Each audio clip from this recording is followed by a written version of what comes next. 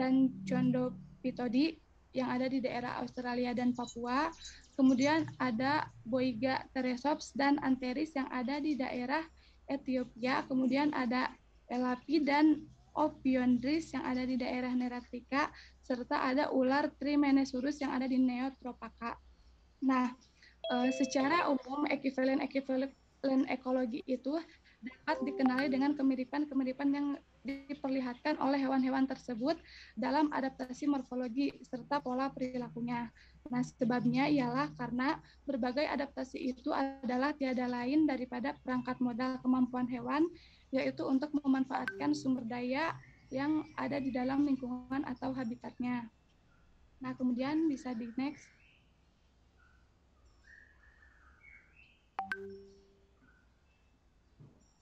Nah, untuk subbab selanjutnya yaitu mengenai pergantian sifat atau karakter displacement, ada simpatri dan alopatri. Nah, spesies yang terdapat pada daerah geografi yang tidak sama atau terpisah oleh suatu barir disebut dengan alopatri. Sedangkan spesies yang terdapat pada daerah yang sama tetapi relungnya tidak sama disebut dengan simpatri. Nah, perbedaan pada spesies yang berkekerabatan dekat ini sering bertambah jelas, yaitu secara divergen pada populasi yang simpatri, dan perbedaan yaitu akan berkurang pada konvergen, yaitu pada populasi alopatri. Nah, proses evaluasi yang demikian ini disebut dengan perubahan sifat atau karakter displacement. Nah, kemudian spesies-spesies hewan yang berkerabat dekat suatu marga atau genus misalnya dapat ditemukan pada habitat atau daerah penyebaran yang sama atau simpatri, atau ditemukan pada daerah penyebaran yang berbeda atau alopatri. Nah, jika spesies-spesies hewan yang berkerabat dekat ditemukan dalam keadaan simpatri, maka seleksi alam ini akan menghasilkan ciri-ciri tubuh yang semakin mencolok perbedaannya di antara spesies itu, atau dikatakan mengalami evolusi divergen. Nah, sebaliknya apabila dalam keadaan alopatri, maka seleksi alamnya ini akan menghasilkan evolusi konvergen, atau perbedaan ciri-cirinya ini tidak jelas gitu atau semakin kabur. Nah, kemudian fenomena di atas ini disebut sebagai pergeseran ciri. Nah, lalu evolusi yang menghasilkan pergeseran ciri ini pada spesies-spesies hewan dalam keadaan simpatri ini mempunyai dua kepentingan adaptif bagi spesies-spesies yang bersangkutan. Nah, yang pertama, kepentingan adaptifnya itu yaitu karena ciri atau adaptasi morfologi. Misalnya, yang nyata bedanya akan menyebabkan terjadinya pemisahan relung ekologi, sehingga dengan demikian maka kemungkinan terjadinya interaksi ini berupa persaingan yang apabila spesies itu berkohabitasi akan tereduksi. Nah, kemudian yang kedua yaitu berbedanya ciri morfologi yang menghasilkan perbedaan pola perilaku. Misalnya ini perilaku berbiak, kemudian akan menjamin terjadinya pemisahan genetik antara spesies-spesies yang berkerabat, yaitu berkohabitasi atau menghindari terjadinya inbreeding yang akan menguntungkan. Nah, salah satu contoh dari fenomena pergeseran ciri ini adalah terjadi pada dua spesies burung Sittia, yaitu Sittia teporonota dan Sittia numayer. Nah, kemudian di sini saya akan menjelaskan secara singkat dan juga contohnya dari spesies simpatri dan juga alopatri. Nah, spesies simpatri ini secara jelasnya merupakan salah satu spesies yang terbentuk dari adanya isolasi. Kemudian spesies simpatri ini merupakan spesies yang berasal dari dua spesies berbeda. Nah, tetapi kedua spesies tersebut ini menempati wilayah geografis yang sama, sehingga sering disebut sebagai spesies yang saling menyerupai. Nah, salah satu contohnya ini adalah hiu dan lumba-lumba, di mana hiu ini merupakan kelompok Pisces, sedangkan lumba-lumba ini merupakan kelompok mamalia. Nah, karena menempati habitat yang sama, yaitu hidupnya di laut, nah maka keduanya ini sering dianggap sebagai satu kelompok yang sama. Nah, itu merupakan spesies dari simpatri. Kemudian yang kedua ada spesies alopatri atau spesiasi alopatri, yaitu pembentukan spesies baru karena adanya isolasi geografis. Nah, isolasi geografis ini disebabkan oleh adanya penghalang-penghalang geografis seperti sungai, gurun, dan gunung, sehingga dapat mencegah terjadinya gen atau aliran gen dalam populasi tersebut. Contohnya ini adalah kumbang kayu di daerah Manado dan Sangihe. Nah, yang mana keduanya ini telah menjadi spesies yang berbeda karena mereka ini terpisah atas wilayah yang berbeda. Nah, ketika keduanya ini dikawinkan, maka akan terjadi rekombinasi gen dari keduanya sehingga menghasilkan keturunan yang berbeda dengan kedua induknya yang berpotensi untuk menghasilkan spesies baru. Nah, mungkin itu yang dapat saya sampaikan. Untuk materi selanjutnya yaitu subbab mengenai seleksi alam, yaitu spesiasi alopatri dan sipatri yang akan dijelaskan oleh Rini Mukaromah. Kepadanya saya persilakan.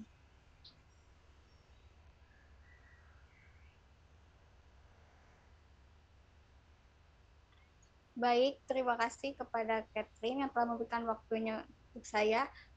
Selanjutnya yaitu ada seleksi alam. Nah, seleksi alam ini menurut Charles Darwin yaitu sebagai proses di mana individu yang memiliki ciri bawaan dapat bertahan hidup dan bereproduksi dalam tingkat yang lebih tinggi bila dibandingkan dengan individu lain yang diakibatkan dari ciri bawaan yang dimilikinya. Lalu ada beberapa hal penting terkait seleksi alam. Yang pertama adalah seleksi alam terjadi akibat interaksi antar individu dan lingkungannya, karena yang mengalami evolusi itu bukanlah suatu individu melainkan populasi yang mengalami evolusi seiring berjalannya waktu. Lalu ada hanya dapat memperkuat atau menghilangkan sifat-sifat bawaan yang diwariskan yang berbeda dengan individu lain dalam suatu populasi. Nah, jika semua individu dalam suatu populasi itu secara genetik memiliki sifat bawaan tersebut, maka evolusi secara seleksi alam tidak dapat terjadi. Lalu yang ketiga adalah faktor lingkungan bervariasi dari satu tempat ke tempat lain seiring waktu. Karena sifat yang menguntungkan di satu tempat dan di satu waktu bisa jadi tidak berguna atau bahkan merugikan di tempat lain atau di waktu lain.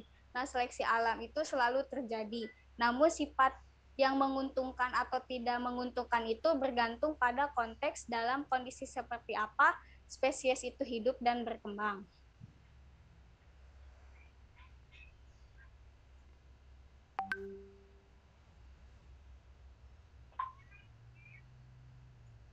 Selanjutnya adalah spesiesi alopatrik.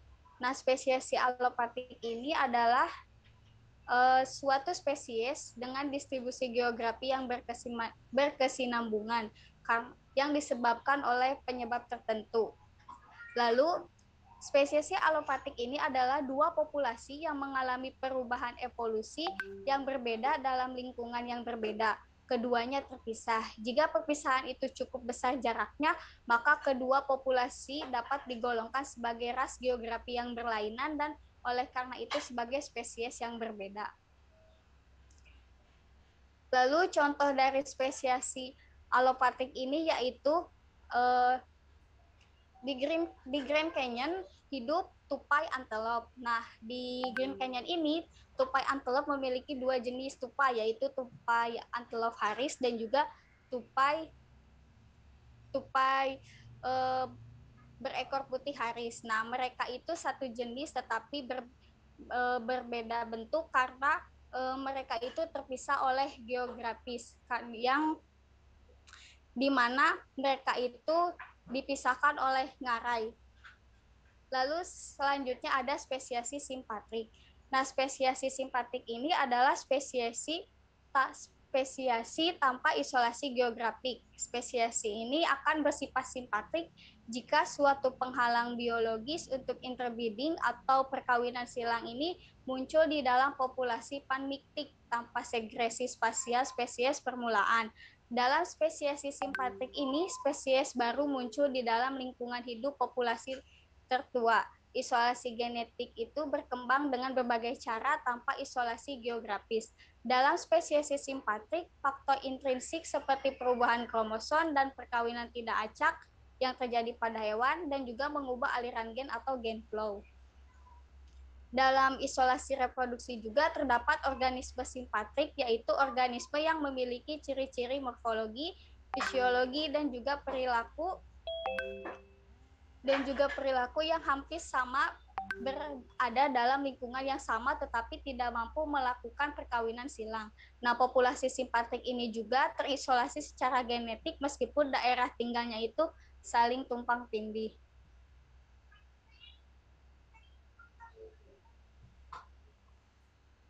Contoh dari spesiasi simpatik ini yaitu spesiasi melalui poliploidi. Nah, spesiasi poliploidi ini adalah mekanisme yang sering dikaitkan dengan peristiwa spesiasi yang dapat menyebabkan beberapa disimpatrik.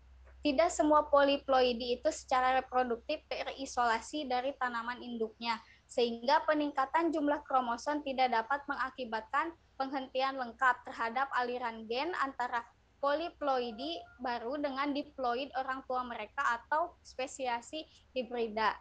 Nah, poliploidi ini diamati di banyak spesies tumbuhan dan hewan. Bahkan telah diusulkan bahwa semua tanaman yang ada dan sebagian besar pada hewan, poliploid ini mengalami suatu kejadian polyploidization dalam sejarah evolusi.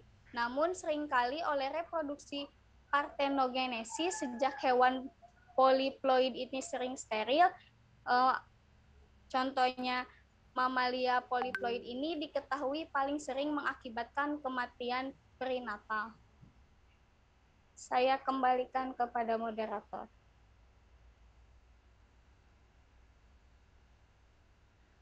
Baik, terima kasih kepada Rini yang sudah memaparkan materinya. Untuk pemaparan materi selanjutnya yaitu materi mengenai seleksi buatan atau penjinakan, yaitu domestikasi yang akan dipaparkan oleh Muhammad Yildan. Kepadanya saya persilahkan.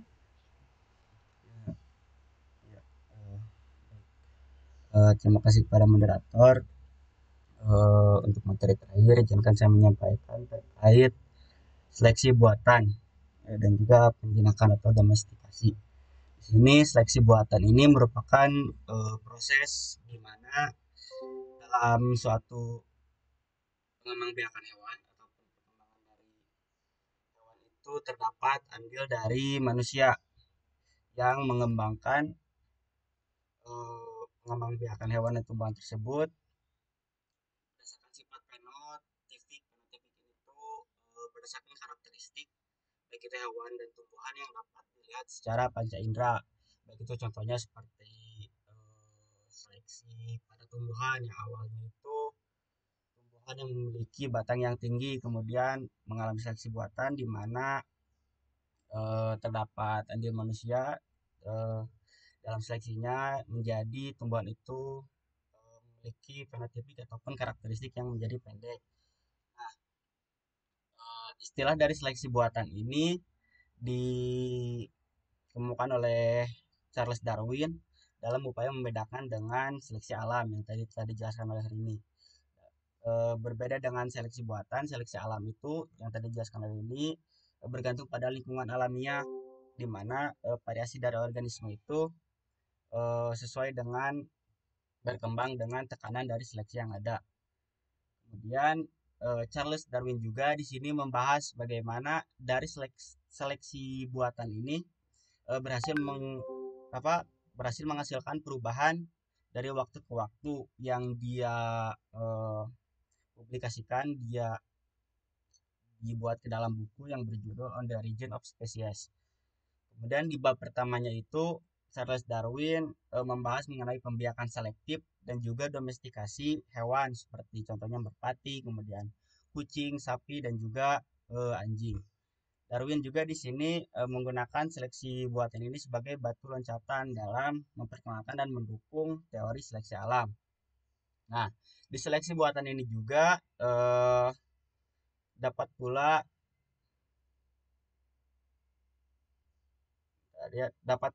disebabkan secara tidak sengaja. Misalnya itu jadi di seleksi buatan ini tidak hanya oleh andil manusia saja, contohnya dapat secara tidak sengaja pada beberapa tumbuhan, contohnya pada biji-bijian, peningkatan ukuran benih itu dapat disebabkan oleh bagaimana faktor dari proses praktik pengembangan tumbuhan tersebut daripada pemilihan biji secara sengaja. Boleh dikebawahin, Rin?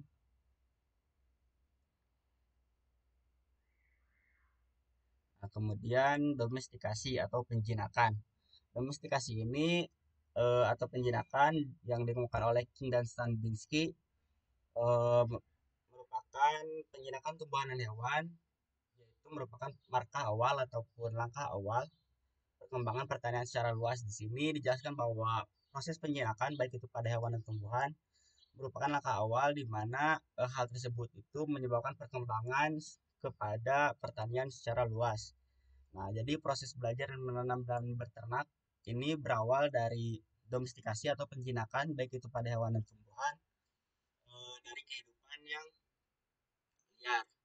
Kemudian di sini juga domestikasi itu dikemukakan oleh Evan, di mana merupakan sebuah proses perkembangan organisme yang dikontrol oleh manusia. Nah, domestikasi atau penjinakan ini mencakup perubahan genetik yang ada pada tumbuhan yang berlangsung berkesinambungan semenjak dibudidayakan. Jadi, domestikasi ini berkaitan dengan seleksi manajemen yang dilakukan oleh manusia dan tidak hanya pemeliharaan saja. Dalam hal ini, domestikasi ini yaitu menaturalisasikan biota ke kondisi manusia dengan segala kebutuhan dan kapasitasnya. Yaitu maksudnya itu bagaimana menormalisasi kondisi dari hewan dan tumbuhan ke dalam kondisi manusia dengan segala kebutuhan dan kapasitas yang disesuaikan dengan kondisi yang dibutuhkan baik itu oleh hewan dan juga tumbuhan.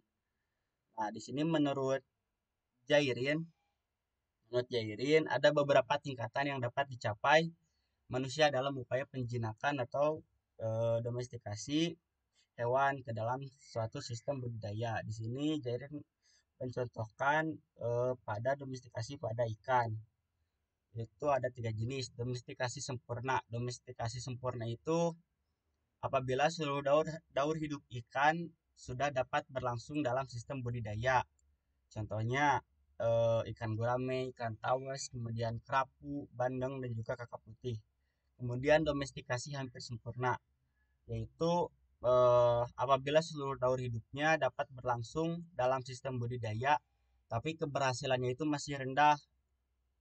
Contohnya seperti ikan betutu, balasak, dan juga arwana. Kemudian domestikasi belum sempurna, yaitu apabila baru sebagian daur hidupnya dapat berlangsung dalam sistem budidaya. Contohnya seperti ikan Napoleon, kemudian ikan tuna. Nah, tingkatan kesempurnaan dari domestikasi atau penjinakan ini sangat ditentukan oleh bagaimana pemahaman dari manusia mengenai aspek biologi dan juga ekologi pada hewan.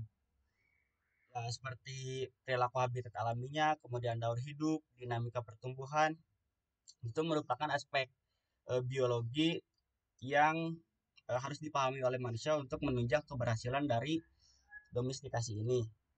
Nah, kemudian bagaimana domestikasi kepada tumbuhan, seperti halnya pada hewan, domestikasi tumbuhan ini dapat dikatakan menyebar dan berlangsung secara masif dan juga secara luar biasa. Contohnya yang dikemukakan oleh Wallach. Di sini domestikasi dari tumbuhan, soalnya gandum yang berasal dari Timur Tengah kini diproduksi di besar-besaran di Cina, India, dan juga Amerika. Kemudian jagung yang diproduksi yang asalnya dari Meksiko, kemudian di Brasilia sendiri dapat menumbuhkan 3 kali lebih banyak. Jadi bagaimana penjinakan itu berdasarkan bagaimana kontrol atau pemahaman yang dimiliki oleh manusia terhadap aspek biologi dan juga ekologi pada hewan dan tumbuhan. Nah, dari subjek domestikasi ini, menurut Evans terhadap menarik minat dari sejumlah disiplin ilmu seperti antropologi, kemudian arkeologi, biokimia, genetika, kemudian geografi, fisiologi, dan juga sosiologi. Jadi banyak aspek domestikasi telah diungkapkan, misalnya mengenai sejarah keterkaitan dari bagaimana proses domestikasi atau penjinakan ini berkaitan dengan kebudayaan yang dimiliki oleh suatu wilayah.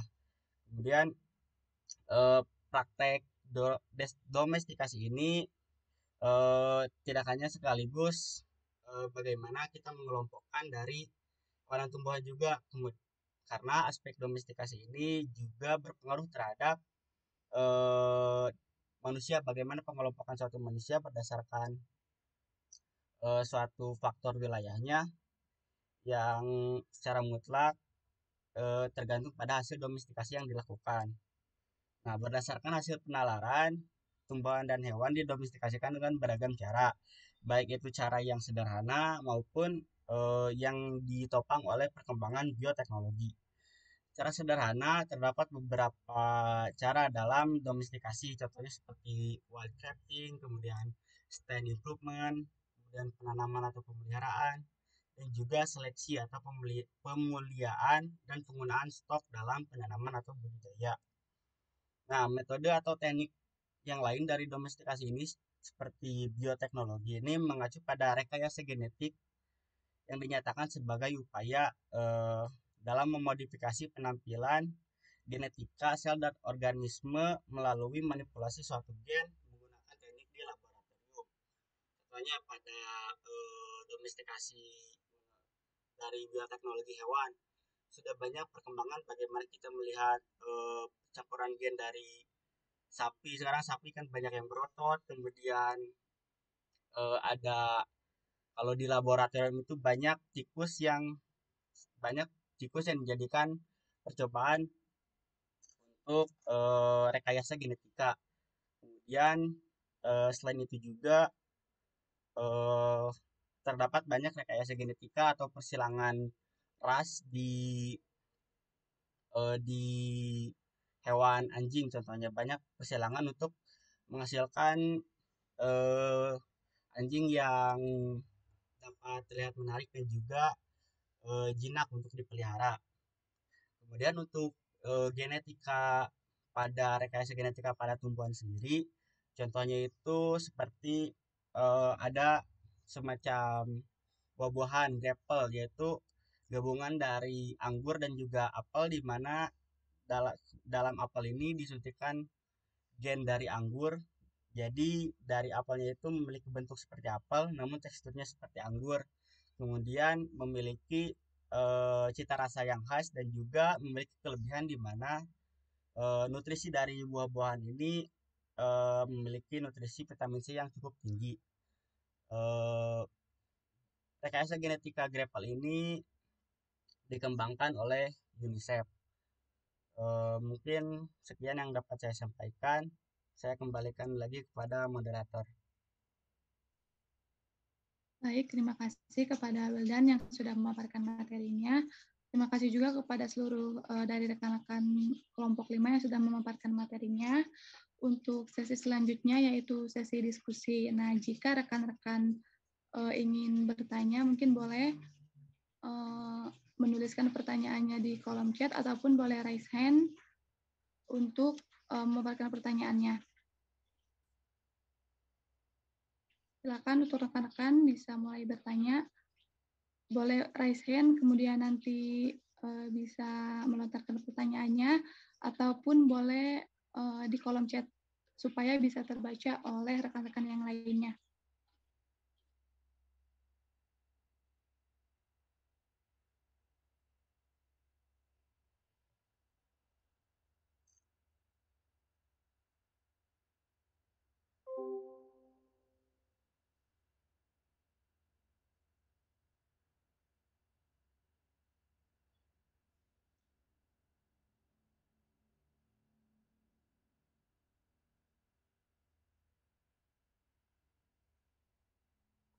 Boleh nanya on mic gak? Boleh, Idan, silakan. Izin bertanya ya. Ya, Idan. Kan tadi teh antara seleksi alam dan buatan teh tujuannya tuh reproduksi ya, untuk berkembang biak. Tah, mengapa seleksi buatan selalu menimbulkan genetik yang bagus gitu dibandingkan dengan yang alam, seperti cupang gitu ya, contohnya tuh ikan. Nah, yang buatan tuh genetiknya tuh bagus-bagus dibandingkan dengan yang di alam gitu. Terus menurut kalian bagusan seleksi alam atau buatan? Terima kasih. Baik, terima kasih, dan baik, di sini baru ada satu pertanyaannya dari Idan Nursyabani. yaitu pertanyaannya akan saya bacakan terlebih dahulu karena memang baru ada satu pertanyaan. Nah, pertanyaan dari Ihdan ini, mengapa seleksi buatan ini selalu menimbulkan genetik yang bagus? Nah, menurut pendapat dari kelompok kami ataupun boleh dari rekan-rekan, nah sebenarnya lebih bagus hasil dari seleksi alam atau buatan. Karena tadi dijelaskan bahwa seleksi alam dan buatan ini berpengaruh terhadap hasil reproduksi gitu. Baik, apakah dari kelompok 5 ada yang ingin menjawab terlebih dahulu pertanyaan dari Ihdan?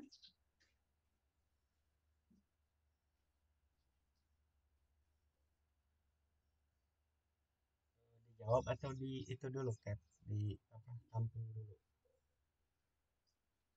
Baik, karena baik jika belum ada yang ingin menjawab, mungkin akan saya tampung dulu ya pertanyaannya dari kelompok-kelompok lain.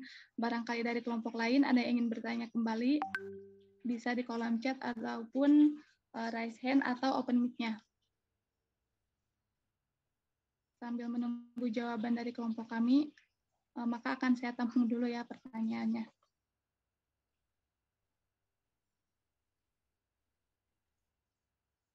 Baik, di sini ada pertanyaan yang kedua dari Ana Azahra, yaitu bagaimana macam-macam pergantian sifat seperti alopatri dan simpatri yang sangat berpengaruh terhadap suatu organisme bahkan komunitas. Lalu contohnya pada salah satu organisme seperti apa? Itu pertanyaan dari Ana Azahra.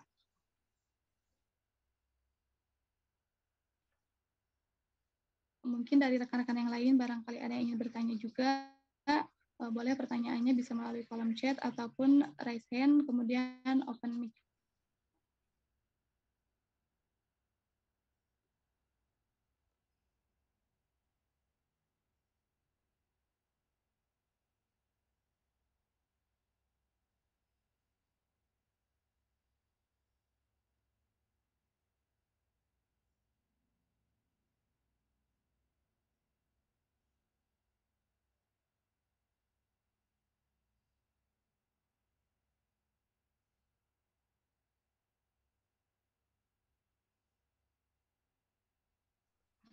Nah, kemudian di sini ada pertanyaan ketiga dari kelompok 10, yaitu dari Lilis Noviasari. Pertanyaannya, bagaimana cara membedakan relung pada suatu organisme?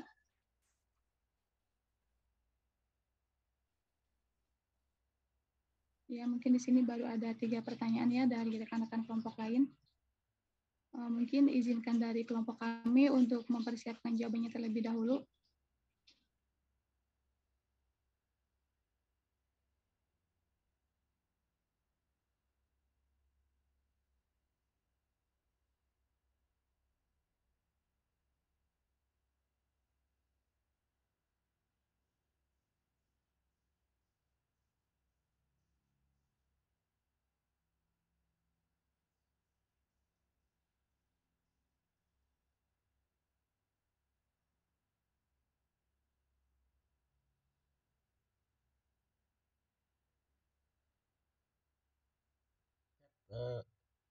Izin menjawab ya, moderator. Ya, silahkan Moj. Dari Ihdan, seleksi buatan selalu menimbulkan genetik yang bagus. Menurut kalian lebih bagus seleksi alam atau buatan?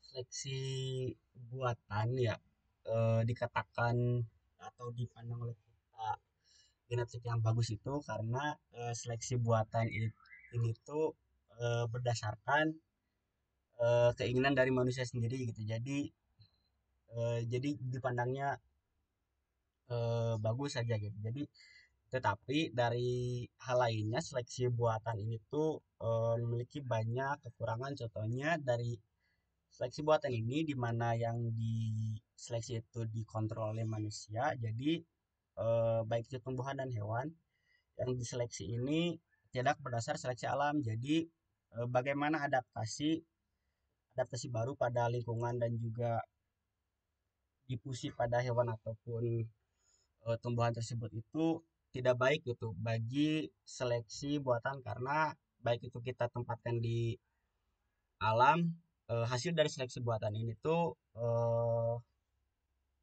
akan kelihatan gitu kekurangannya apakah itu dari segi genetiknya yang kemudian mengalami kesalahan ataupun yang lainnya. Jadi menurut saya sendiri lebih baik atau lebih bagus alam atau buatan, menurut saya sendiri lebih bagus seleksi alam karena seleksi alam ini didasarkan dikendalikan oleh alam, kemudian mengalami proses yang cukup panjang dan juga lambat di mana hewan atau tumbuhan itu beradaptasi terhadap lingkungannya, eh, dan juga dalam seleksi alam ini tuh organisme itu eh, sepenuhnya itu dapat didasarkan itu pada organisme yang dapat beradaptasi terhadap lingkungannya secara penuh. Mungkin seperti itu jawaban dari saya kembalikan kepada moderator. Baik, terima kasih, Moj. Bagaimana Ihdan? Apakah jawabannya sudah cukup dari Wildan atau ingin menanggapi? Siap, cukup. Jadi kalau alam mah lebih bisa bertahan hidupnya gitu ya. Kalau dibandingkan dengan yang buatan gitu. Hanya buatan mah hanya dari fisiknya aja bagusnya gitu ya. Oke, terima kasih ya. Baik. Nah, pertanyaan dari menjawab ya. Pertanyaan dari Ana Azahra. Ya, baik, silakan Rini. Pertanyaan dari Ana Azahra yaitu bagaimana macam-macam dari pergantian sifat seperti simpatri dan alopatri sangat berpengaruh terhadap suatu organisme bahkan komunitas. Contoh pada salah satu organismenya seperti apa? Jadi macam-macam dari pergantian sifat alopatik dan simpatik ini yang yaitu sangat berpengaruh ya karena hal tersebut itu merupakan seleksi alam. Lalu dari tahapan seleksinya itu kalau yang jenis alopati itu tahap awalnya itu seperti bola yang dibelah dua gitu atau disebut pembentukan sawar, lalu evolusi isolasi reproduktifnya itu terbelah gitu jadi terisolasi. Kalau simpati mah tahap awalnya itu perubahan genetik, kalau tahap evolusi isolasi reproduktifnya itu berada dalam populasi genetik baru yang ada dalam populasi yang lama gitu, kayak tumpang tindih gitu. Lalu contohnya pada salah satu organismenya seperti apa? Kalau untuk contoh mah bisa di hewan ataupun tumbuhan. Kalau alopati itu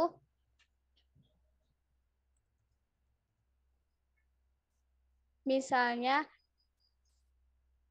di Grand Canyon itu ada bisa diseberangi oleh, kalau alopati ya, contoh yang alopati itu seperti hewan burung, yaitu di Grand Canyon sangat mudah diseberangi oleh burung elang atau burung lain, namun merupakan sawar yang tidak dapat dilewati oleh populasi hewan pengerat kecil yang lingkungan hidupnya itu terbatas di salah satu sisi utara atau selatan ngarai di Grand Canyon. Nah, spesies burung yang sama ini menempati kedua ngarai lembah, tetapi masing-masing sisi ngarainya itu memiliki spesies rodensia yang berbeda gitu, spesies burung yang berbeda. Kalau dari simpatima kayak dari jenis pembuahan pada buah-buahan, misalnya kayak yang besar manis, besar kecil, buah besar manis, buah besar kecil pada genetik. Bagaimana Anda? Ya, terima kasih jawabannya sudah sangat jelas. Baik, terima kasih kepada Rini yang sudah menjawab. Mungkin di sini ada pertanyaan dari Bilkis di kolom chat dan juga ada Afni yang sudah resen. Silakan Afni bisa memaparkan pertanyaannya. Apakah suara saya terdengar? Iya, sudah terdengar dengan jelas. Ya, izin bertanya ya. Seperti yang tadi telah dijelaskan, bahwasannya seleksi alam ini merupakan proses di mana individu ini memiliki ciri bawaan. Nah, apakah dari seleksi alam ini dapat terjadinya perubahan atau hilang?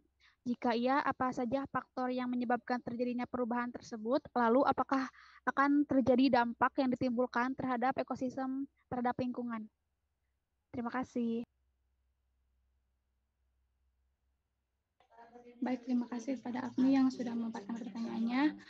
Mungkin izinkan kepada kelompok kami untuk mempersiapkan jawabannya terlebih dahulu. Di sini ada pertanyaan juga ya dari Bunga yang ada di kolom chat. Nah, di sini saya akan bacakan terlebih dahulu pertanyaan dari Bunga dan Bilkis yang belum saya bacakan. Yang pertama dari kelompok 7, Bilkis bertanya bagaimana peran burung ekologi suatu organisme yang langka atau hampir punah dalam suatu komunitas, lalu tolong berikan contohnya. Kemudian ada pertanyaan dari Bunga, yaitu disebutkan dalam materi bahwa baik simpatri dan alopatri ini dapat mengubah sifat atau ciri-ciri makhluk hidup. Nah, lalu apakah sifat dan ciri-ciri tersebut ini terganti seluruhnya atau hanya sebagian saja? Lalu bagaimana dengan sifat sebelumnya yang hilang? Kemudian di sini juga ada pertanyaan dari Windy, dari kelompok 6, yaitu pertanyaannya di dalam seleksi buatan, apakah ada hal-hal yang perlu diperhatikan sebelumnya, misalnya seperti apa, lalu apakah semua jenis hewan dan tumbuhan ini bisa dilakukan seleksi buatan. Baik, itu ada beberapa pertanyaan dari rekan-rekan. Mungkin izinkan terlebih dahulu ya kepada kelompok kami untuk mempersiapkan jawabannya.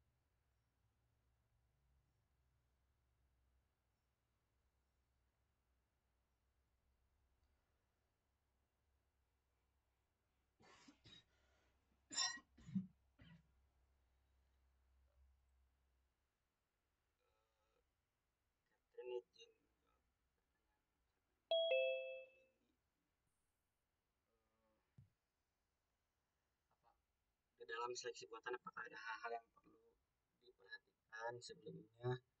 Misalnya seperti apa? Apakah semua jenis hewan dan tumbuhan bisa dilakukan seleksi buatan? Dalam seleksi buatan tentunya ada hal-hal yang perlu diperhatikan.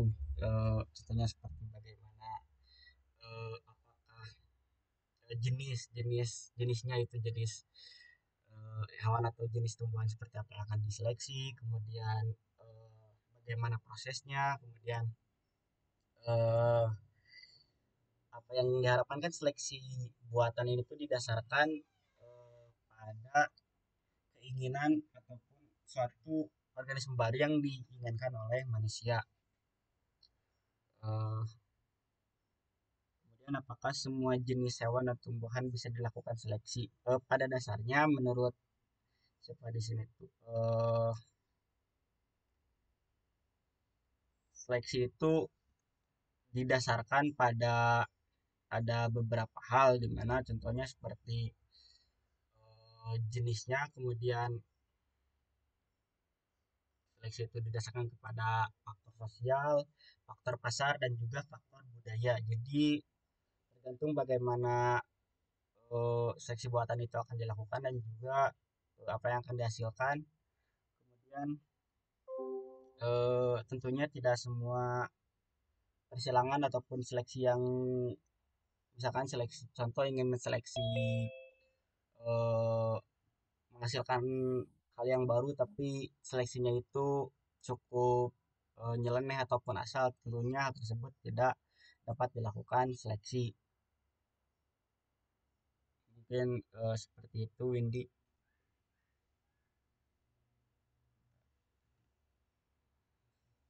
Baik, bagaimana Apakah jawaban dari Wildan ini sudah cukup atau ingin menanggapi? Sudah cukup, moderator. Terima kasih.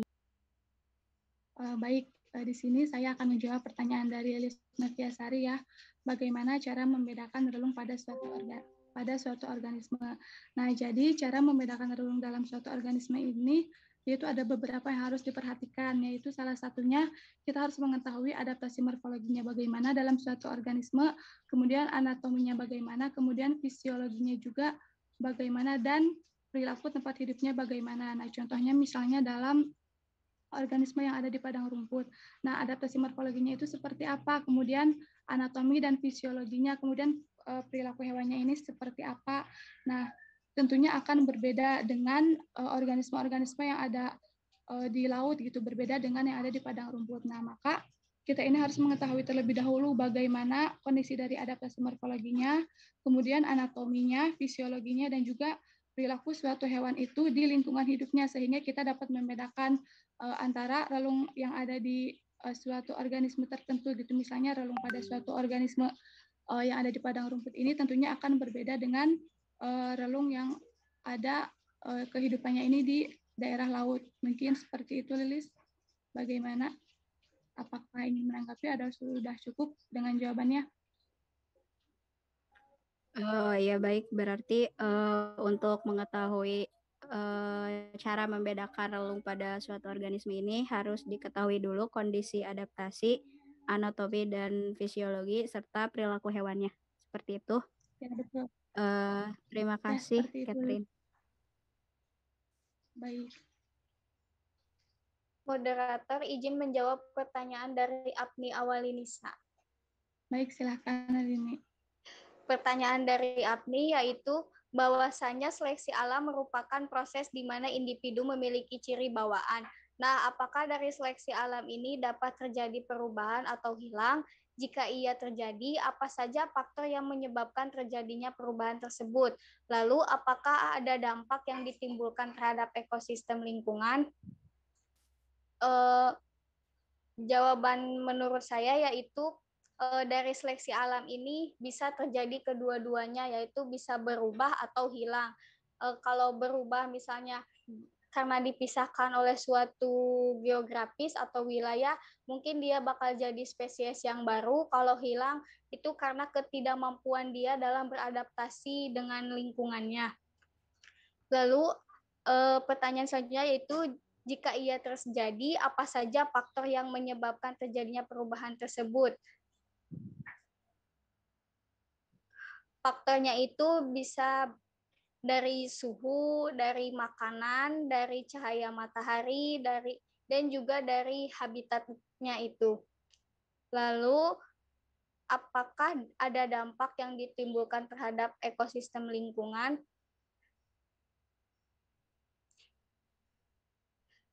Sangat memiliki dampak ya, karena bagi organisme yang tidak mampu melewati proses seleksi alam itu, populasinya itu akan berkurang dan dapat menyebabkan kepunahan suatu spesies. Nah, seleksi alam juga memberikan munculnya seleksi baru, karena dengan adanya adaptasi yang dilakukan makhluk hidup, maka akan menciptakan keanekaragaman makhluk hidup lainnya di lingkungan, di ekosistem lingkungan.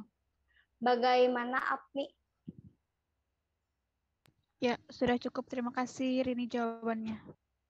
Ya, sama-sama.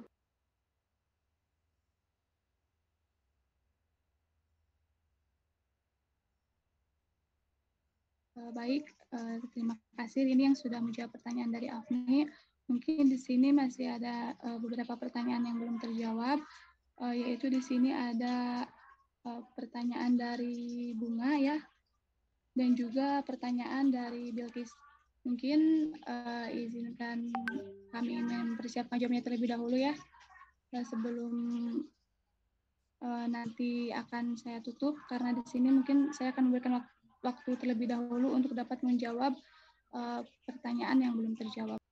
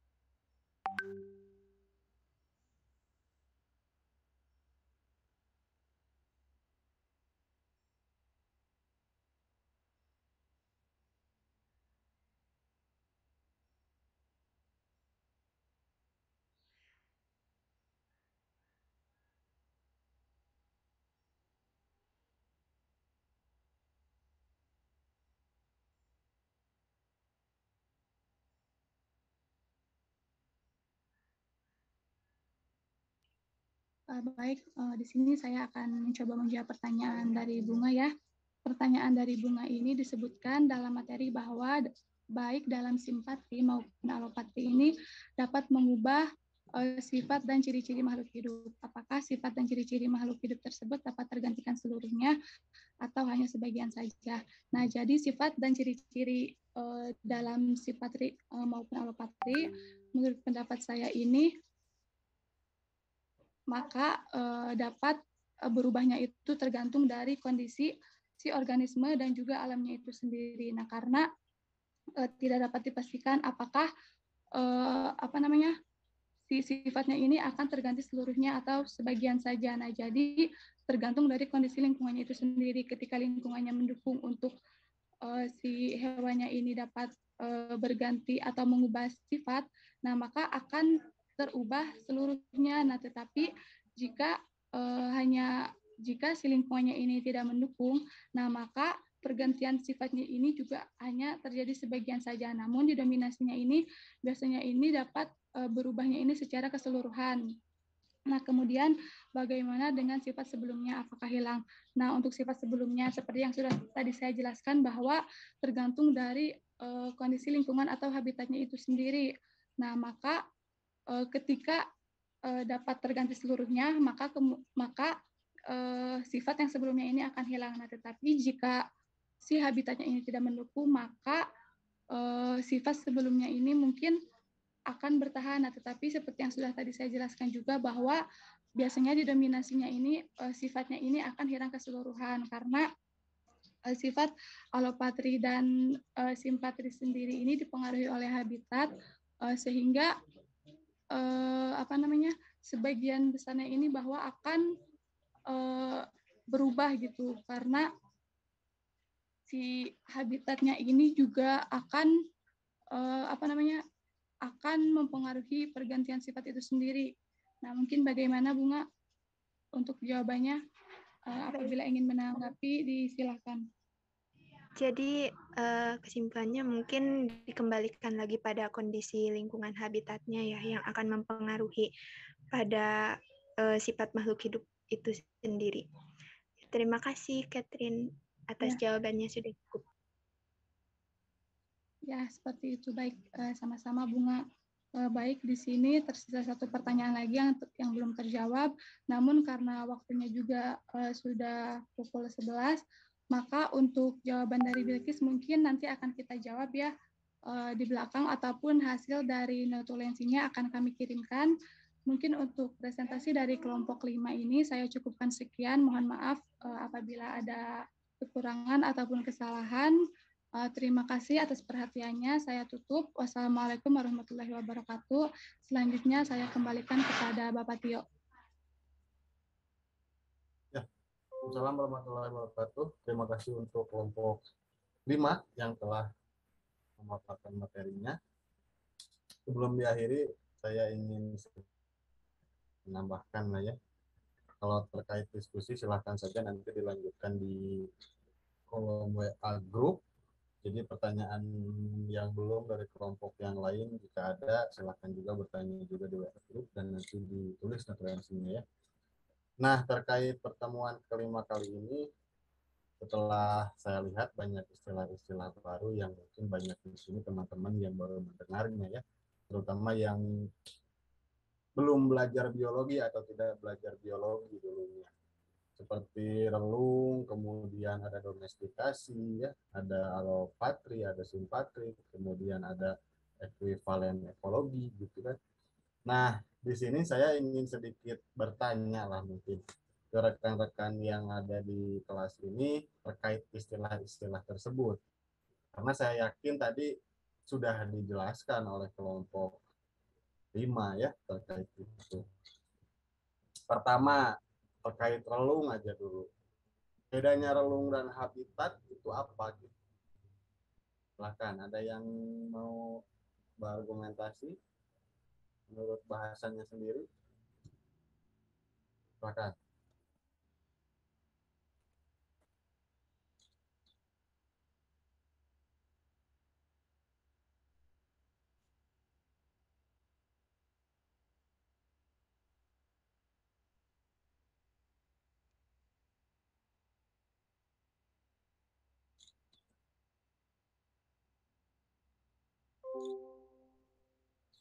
Ayo, gak? Relung itu apa? Habitat itu apa? Gitu. Ayo Bilkis di on mic, gak bisa? Oke. Oh, yang lain, boleh yang lain, silakan.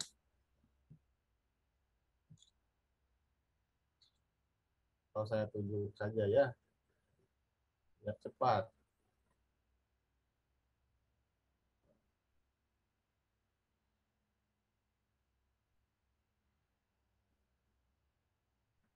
Bu ini mau jawab, Bu ini, silakan.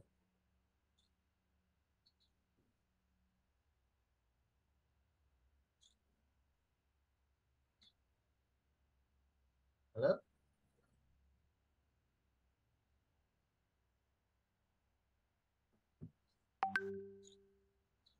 Bu ini mendengar suara saya? Terdengar, Pak. Oke. Sok, silakan. Gimana menurut ini? Relung itu apa? Habitat itu apa? Gitu. Pak.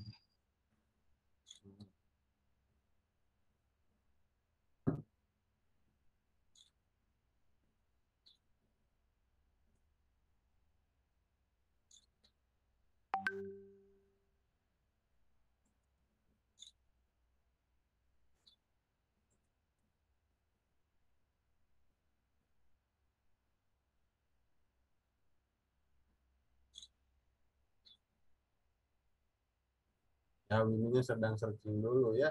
Sok, yang lain silakan.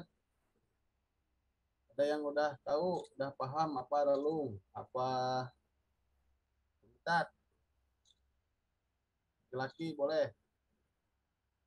Laki-laki jarang ya edukasinya.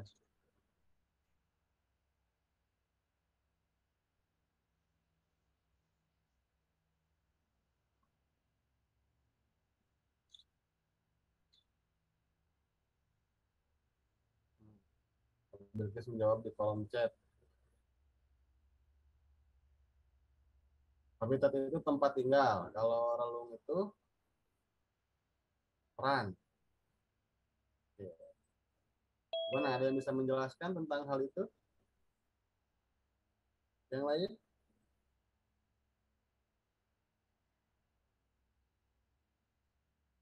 Nggak ada. Halo. Tapi penjelasannya barusan tidak ditangkap ya.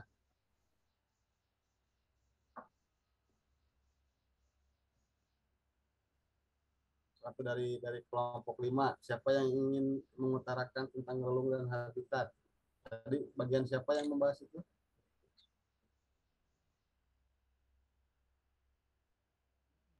Saya, Pak. Nah, ya ini. Soal ini gimana?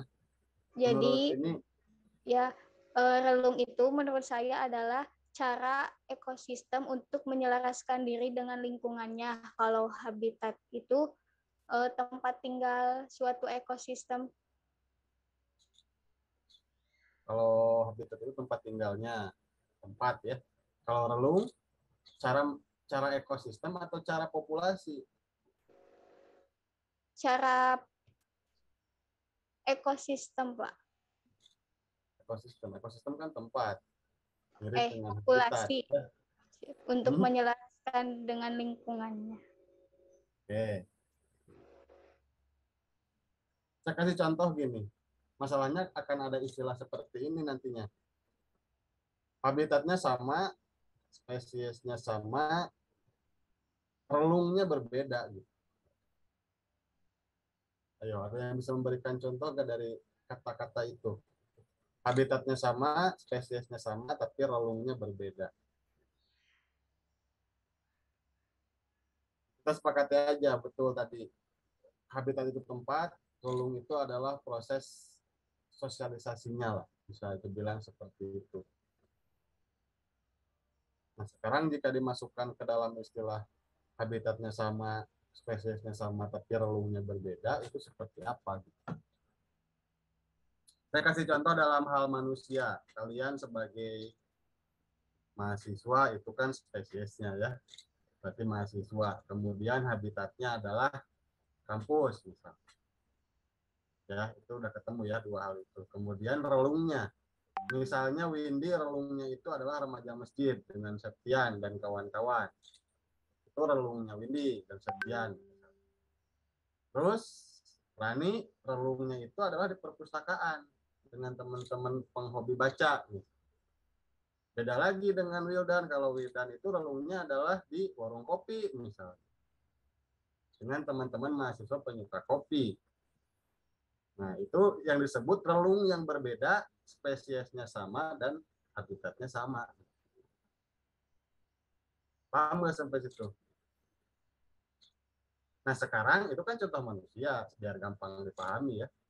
Nah, saya ingin contohnya dalam hal hewan atau tumbuhan. Silakan, ada yang bisa mencontohkan nggak? Gitu. Ayo.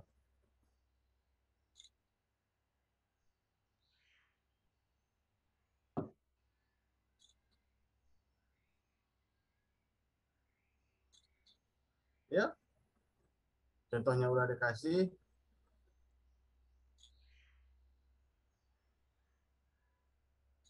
Gak ada yang bisa? Halo. Pak, saya izin Pak untuk memberikan sedikit penjelasan. Ya. Ya, jadi kalau misalkan, oke. Jadi misalkan dari contoh yang Bapak tadi diberikan, kalau relung itu lebih menunjukkan kepada ruang di mana makhluk itu hidup ataupun posisinya, Pak.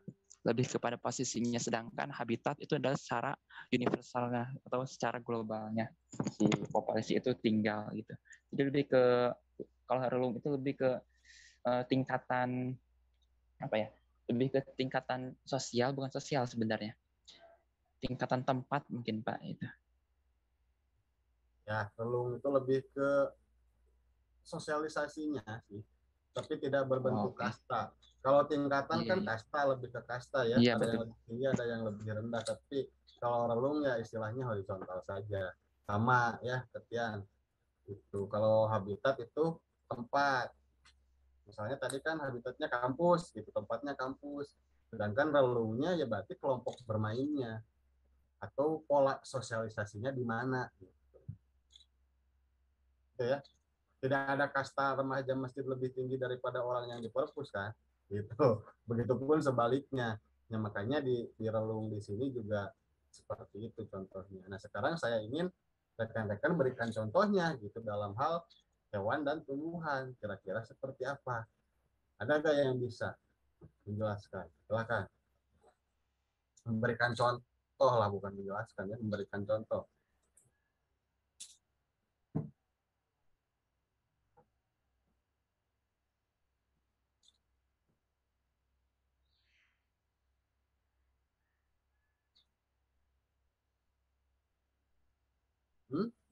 Ayo dari 30 orang di sini, contohnya udah ada, relungnya udah dijelaskan juga, habitatnya juga sudah, tinggal ngasih contoh realnya bingung gitu. Ya.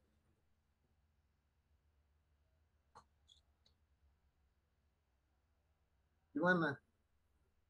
Ada? Mau kodok, mau sapi, mau apa gitu, silakan. Ada gak contohnya?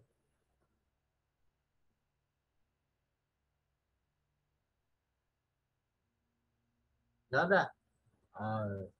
Saya kasih contoh satu aja. Nanti kalian cari contoh yang lain.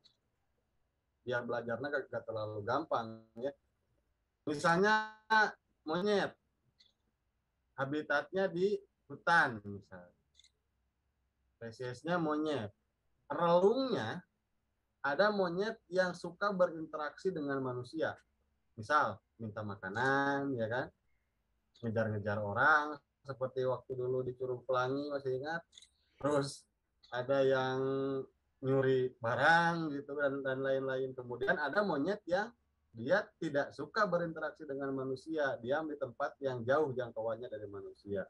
Berarti kan relungnya berbeda. Kemudian penyesuaian terhadap pola perilakunya pun berbeda.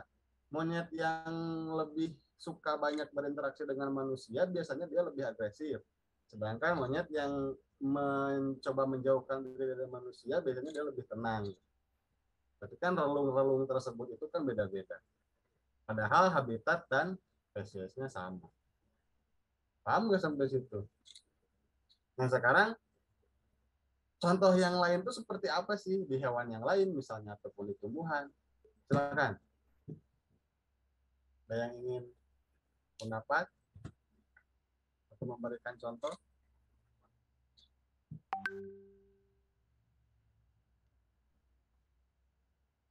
Ayo ada gak? Oh,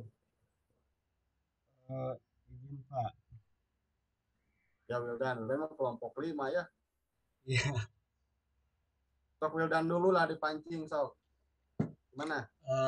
Mungkin untuk contoh relung pada spesies burung. Ini burung itu kan terdapat di habitat misalkan di pesawahan.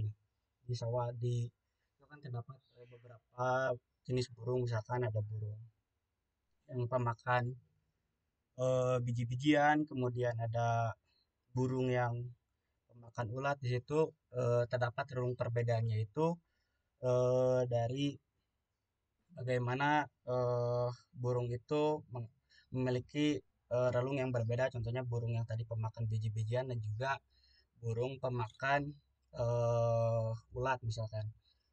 Kemudian terdapat perbedaan fisiologis dari burung tersebut juga, misalkan dari bentuk paruh, kemudian dari hal yang lainnya, Pak. Mungkin seperti itu.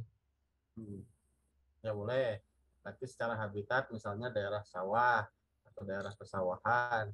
Terus secara spesiesnya sama burung, tapi hanya jenis makanannya saja yang berbeda. Ada burung pemakan biji-bijian, kemudian ada burung pemakan ulat atau serangga, dan mungkin ada burung pemakan daging juga, ya kan? Nah itu dia mereka ada relungnya masing-masing di setiap jenis makanan yang berbeda tersebut.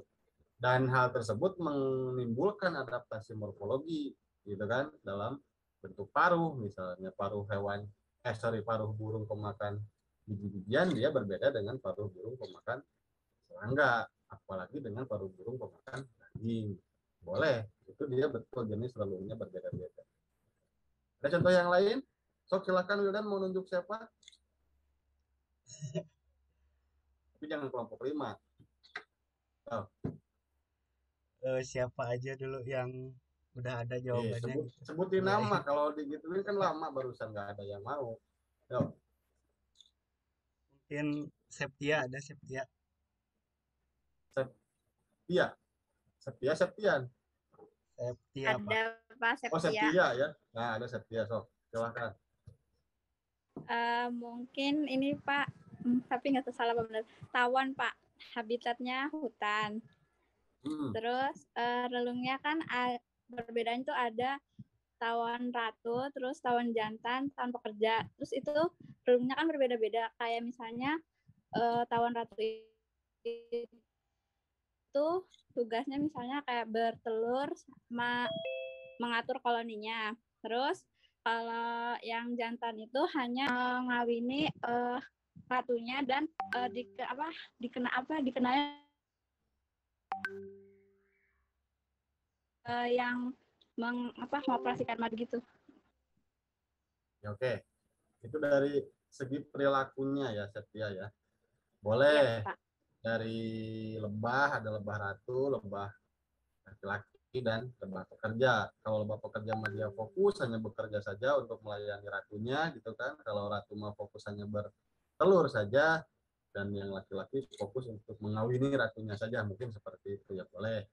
Dan itu secara perilaku dia memiliki relung yang berbeda-beda. Tuh. Paham maksudnya seperti itu rekan-rekan? Apa yang disebut habitatnya yang sama, kemudian spesiesnya sama, tapi relungnya bisa berbeda-beda. Itu yang dimaksud hal itu. Oke. Kemudian istilah yang lain. Ekuivalen ekologi. Apa itu ekuivalen ekologi? Boleh. Silakan mau siapa? Jangan susah-susah berbicara ya. Kalian kan demo juga kenceng-kenceng, masa kuliah bisa berbicara. So. Ya. Ekuivalen ekologi itu apa?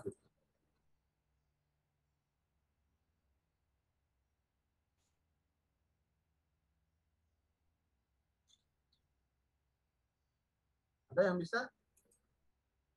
Setia mau nunjuk siapa?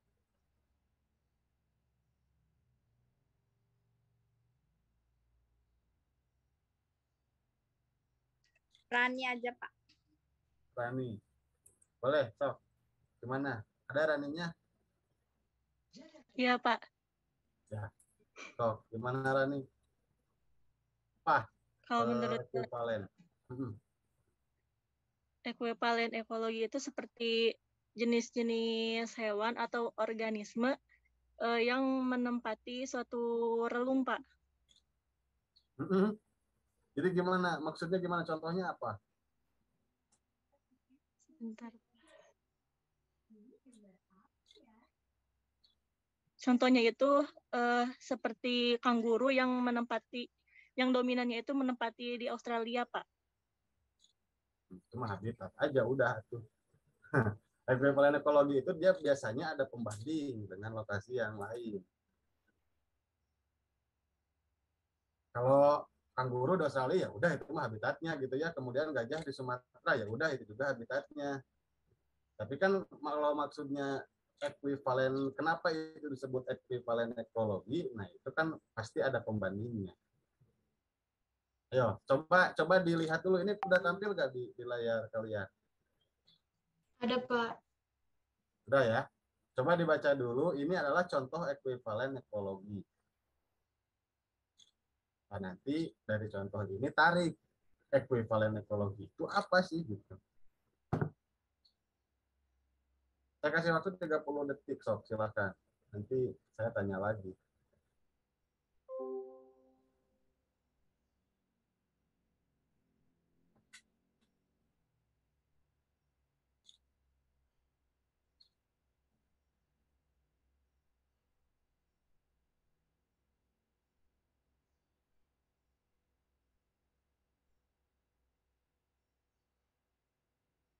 Cukup?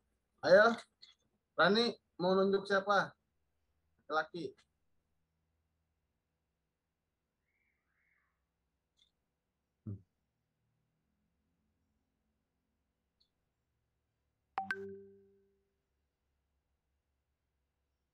Ayo, Rani. Mau ngelempar ke siapa? Mau ngelempar ke siapa? Biar orang lain aja yang jawabnya.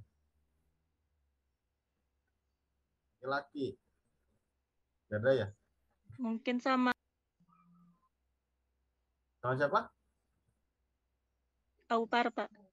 Aupar. Oke. Aupar, Taris. Silakan. Ya, Pak.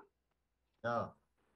Jadi kalau menurut saya ekuivalen ekologi itu suatu organisme yang mendalami atau mendiami tempat yang sama, namun pada letak geografis yang berlainan gitu, Pak. Misalnya kayak ular itu kan hidup di semak-semak dan pohon hutan di daerah oriental, misalnya kayak di Asia Tenggara, Asia Selatan.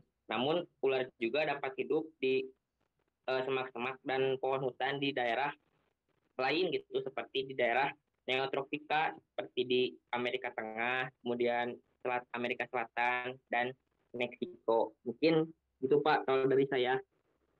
Oke, terima kasih. Jadi ya secara definisi ekuivalen ekologi itu merupakan organisme yang mendiami suatu tempat yang sama, relungnya sama, tapi secara geografis dia berbeda. Contohnya di sini kan tadi Aupar contohnya ular misalnya, tapi di sini saya contohnya adalah kerbau. Di Afrika sana, kemudian di Indonesia, kemudian di daerah Amerika Utara itu jenis kerbaunya rata-rata sama, tapi penyebutannya saja yang berbeda. Kalau di Afrika mau disebutnya kerbau biasa, kalau di kita mah ada yang menyebutnya banteng, ya kan? Walaupun kerbau biasa juga ada. Kemudian kalau di Amerika Utara dan Selatan ada yang menyebutnya juga bison. Gitu. Itu tiga hewan itu sama. Secara habitat sama, kemudian secara relung juga sama, tapi geografisnya aja yang berbeda, terpisah-pisah di tempat-tempat yang berbeda. Kalau bison itu dia mengalami adaptasi tubuh karena tinggal di tempat subtropis yang memang dingin, makanya dia si bentuk bulunya itu lebih panjang daripada kerbau dan banteng. Makanya kelihatan sekilas itu berbeda padahal sama. Gitu ya, contohnya itu kerbau. Contoh yang lain misalnya kanguru dan walabi. Tahu walabi? Ada yang pernah dengar? Yuk, nggak tahu. Kanguru itu dan walabi dia sama. Bahkan ada yang menyebut sepupuan gitu ya. Yang membedakan lokasinya kalau kanguru itu di Australia, kalau walabi itu dia di Papua, di Indonesia. Bahkan di sebagian Papua Nugini juga ada. Yang membedakannya apa? Yang membedakannya adalah besar kecil bentuk tubuhnya. Kanguru di Australia itu lebih besar karena adaptasi dengan lingkungannya yang lebih luas dan bukan hutan tropis. Jadi lebih leluasa bergerak. Sedangkan walabi di Indonesia itu dia menyesuaikan bentuk tubuhnya karena tempat tinggalnya banyaknya hutan hujan tropis. Jadi kalau tubuhnya besar, dia tidak akan lincah gitu kan secara pergerakan. Makanya terjadilah evolusi di situ dan menjadi lebih kecil tubuhnya daripada kanguru di Australia. Dulunya sama, hanya saja terpisah secara geografis. Jadi itu yang disebut ekuivalen ekologi ya. Sekali lagi ekuivalen ekologi, organismenya mendiami satu tempat yang sama, relungnya sama, hanya saja geografisnya yang berbeda. Kalau yang terakhir ada yang disebut domestikasi, ini gak usah saya tanyakan lah ya, biar cepat. Kalau domestikasi itu bahasa gampangnya adalah penjinakan. Seperti yang kita tahu, dalam hakikatnya itu hewan dan tumbuhan semuanya itu liar awalnya. Tapi karena kepentingan manusia untuk membudidayakan, ya kan, untuk makan sehari-hari dan lain-lain, makanya diadakanlah budidaya dan peternakan. Itu disebutnya domestikasi. Oke. Jadi intinya domestikasi itu merubah yang awalnya liar misalnya ya menjadi bisa dikendalikan oleh manusia. Nah, disebut domestikasi itu seperti itu. Oke, saya rasa cukup untuk hari ini. Waktunya juga udah mau mendekati Jumatan ya. Silakan Wildan di screenshot dulu.